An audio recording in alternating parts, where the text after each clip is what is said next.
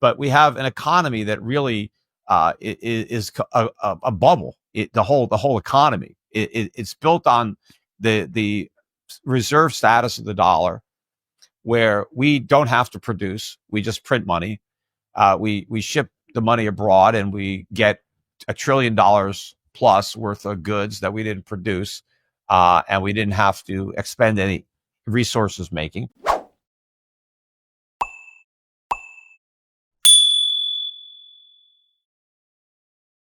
No, I wasn't surprised. I had been predicting it for a long time, and the reason that he won is because I said the economy was bad, and the media's reports of this booming economy, the Fed, Wall Street, trying to get people to believe that we had a strong economy, that Bidenomics was working.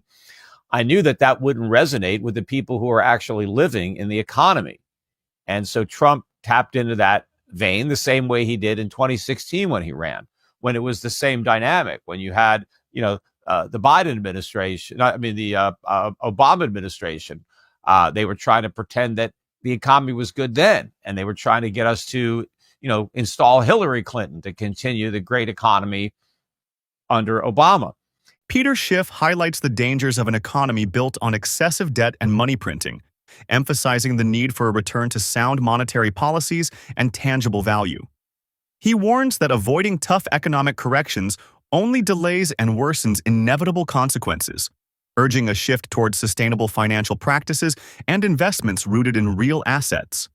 And I knew that that was also a fiction, and Trump spoke to that and pointed out the fake government statistics and how it didn't really tell the truth. And, America wasn't strong, and he would make it strong. He would make it great. He would drain the swamp, and he would do all this stuff.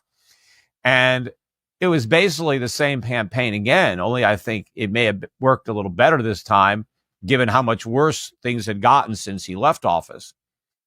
But I think Trump takes credit for a great economy that he claims to have presided over, which did not exist. I think that, the economy got worse during the 4 years of Trump. It just got even worse more during the 4 years of Harris. But a lot of that was started in the final year of Trump with all the mistakes that he made with COVID. But even before COVID, he was, running up government spending.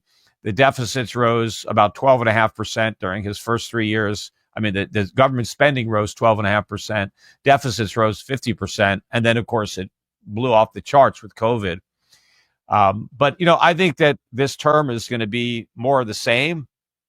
The deficits, I think, are going to increase even more, even though they're much larger. He's inheriting a annual deficit over $2 trillion, as opposed to the $650 billion he inherited in 2016.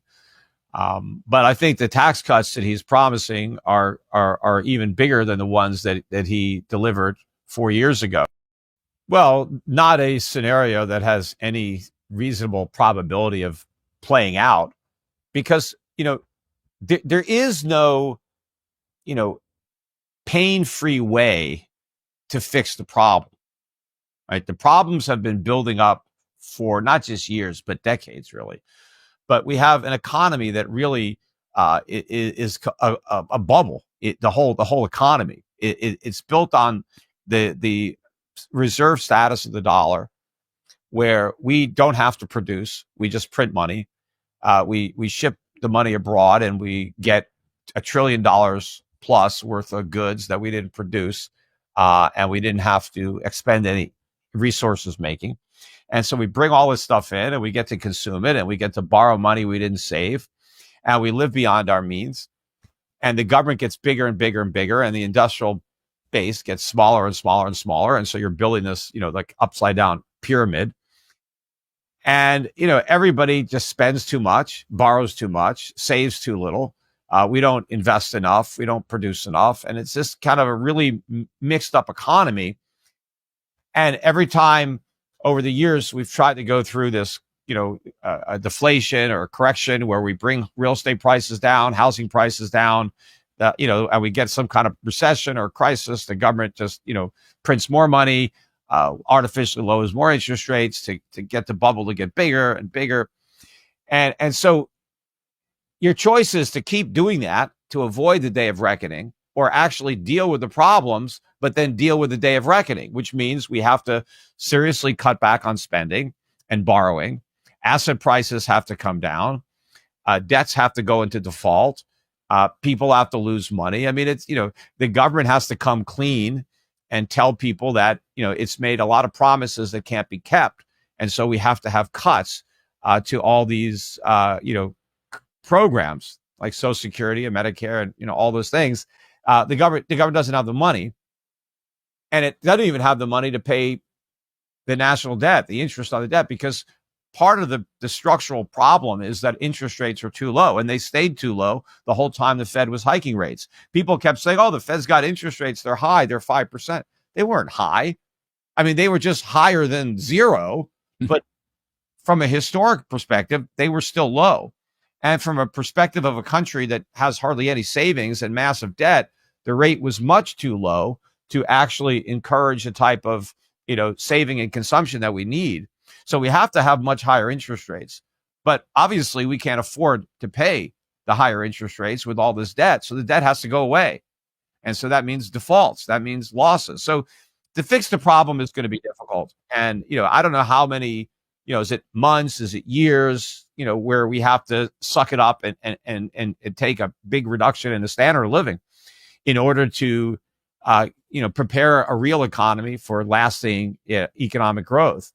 But Trump did not run on any kind of austerity, tough love. We got to swallow the bitter tasting medicine and then we can have a real recovery. He just promised another sugar high. He said, vote for me and I'll cut your taxes. I won't cut any government benefits other than going after waste, fraud, and abuse. I mean, yeah, sure. No, you don't find any objections when you talk about cutting waste, fraud, and abuse until you actually try to cut it. And then you find that there's a constituency and special interest behind every line item, and you can't even cut the waste, fraud, and abuse. But and then Trump promised you're going to get higher wages. I'm going to protect U.S. workers with tariffs, so you can get higher wages. I'm going to get rid of inflation. He talked about I'm going to put price controls on credit card interest rates. All kinds of trial balloons. No taxes on tips, no taxes for overtime, no taxes for Social Security benefits, no taxes for veterans, no taxes for policemen, no taxes for firefighters. So these people are going to vote for him. He's just promising all kinds of stuff that he can't deliver. But so I don't just see that him changing on a dime and repudiating all of that and saying, you know what, I took another look and it's going to be harder than I thought. You're going to have to suck it up for a while. It's not going to be an instant boom like I promised. There's a lot of darkness in this tunnel before we get to the light. He's not going to have that frank discussion. He's going to just go in there and just try what he did the first time, just goose the economy and probably get the Fed to go along, which they probably do anyway, with another round of quantitative easing and cutting interest rates and just creating more inflation and trying to keep everything from imploding, so he can finish out his term, or that's what he might hope. It takes two to tango, so they don't get all the blame. But I would assign more of it to the Fed. They were supposed to be independent. They were supposed to be the adults in the room. They shouldn't have been enabling all of this massive deficit spending and with their quantitative easing programs and bank bailouts and, all this stuff, but they did it. But the thing is, if you just eliminate the Fed, what's your plan, right? Because if you just have the government do what the Fed is doing, it's probably going to be even worse. So you have to eliminate the Fed, but then make sure the U.S. government doesn't just assume the responsibilities directly. So you got to eliminate the Fed, keep the Constitution, so we go back to real money. We go back to gold and silver coins being real money.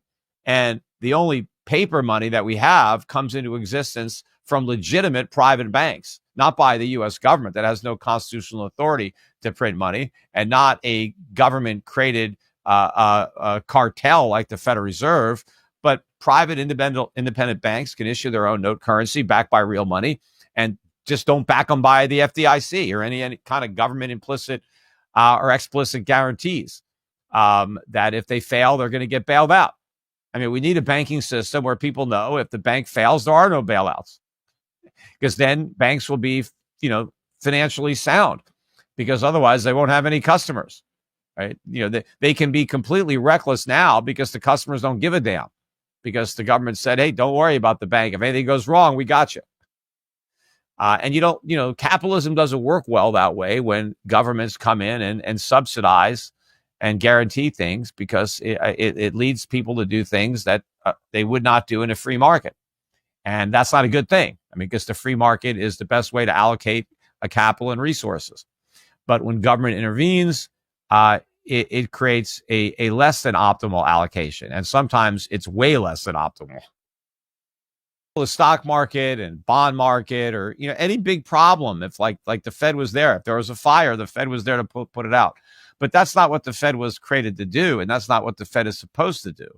But now it's completely ridiculous. I mean, you look at Jerome Powell, and he thinks the Fed can't even criticize the government. They can't even criticize budget deficits. They can't even comment on the effect budget deficits have on interest rates or the economy. I mean, it's so ridiculous. I've never seen anything like it. I mean, Powell claims the Fed is independent, but then he's scared to say anything critical about anyone in the government or anything the government does, which is nonsense. I mean, it's the Fed's job, especially the chairman, to be very critical of government policy that is inflationary, that is making the Fed's job harder, that is jeopardizing the solvency of the United States. I mean, if the Fed can't criticize the president, who can, right? Because he's supposed to be independent. What good is independence if you're afraid to be critical? That's the whole point, right? If you were part of the government, you couldn't criticize your boss or you get fired. But Powell knows he can't get fired. He said that. Trump can't fire me. Okay, then criticize him. Or Biden can't fire me. Congress can't fire me. So go ahead and if they're doing something bad, then speak up. That's what you're supposed to do. Well, I guess it would take an act of Congress, right? Congress created the Fed. But again, what people don't understand, because people still understood the Constitution in 1913 when the Fed was created. They don't understand it now. The Fed was created and it was allowed to print paper money because the U.S. government couldn't do it. Congress was not given the authority in the Constitution to print money. And so that's why they didn't print money. They did it briefly during the Second World War, during the Civil War, but they claimed it as an emergency wartime power. They didn't claim it as a normal power given to them in the monetary section of Article 1, Section 8. They said, no, this is a wartime emergency. And so the court said, okay, yeah, it was a war, so you could do it, right? But you can't do it in peacetime. But even the notes that the government issued, the paper money, was real money. It was backed by gold. You could get your gold when you wanted it. It was, an IOU for gold. But they stopped issuing it. Once the war was over, they didn't issue anymore. They went back to just coining money, which is what the Constitution provided. So if we got rid of the Fed, I mean, constitutionally, the government can't do what the Fed does. They don't have the authority. Now, some people say, well, they can coin money. Yes, they can coin money. That's not the same as printing money. The states can't coin money and they can't print money because the Constitution, if you understand how it works, it's made up of powers that are denied to the states and granted to the federal government. So the states can do whatever they want unless the Constitution says they can't. The government, the federal government, can only do what the Constitution specifically says it can do. And if it's not there, if it doesn't say they can do it, that they can't do it. So they only gave Congress the power to coin money, and they prohibited the states from coining money or printing money. So nobody can print money, and only the U.S. government can coin money. But now what can they coin? Because the U.S. government, Congress, was not given the authority to make anything legal tender. The states were prohibited from making anything other than gold or silver legal tender. So what is the U.S. government going to coin? Gold and silver, because anything other than that can't be legal tender. So, and that's the monetary system we were on for a long time. And that technically is the system we should go back to if we got rid of the Fed. Peter Schiff argues that the U.S. economy is a fragile bubble built on excessive money printing and the dollar's global reserve status, rather than genuine production. He criticizes government policies and Federal Reserve interventions for distorting markets, enabling reckless spending, and delaying necessary economic corrections. Schiff advocates for returning to a monetary system backed by tangible assets like gold and silver to restore financial stability.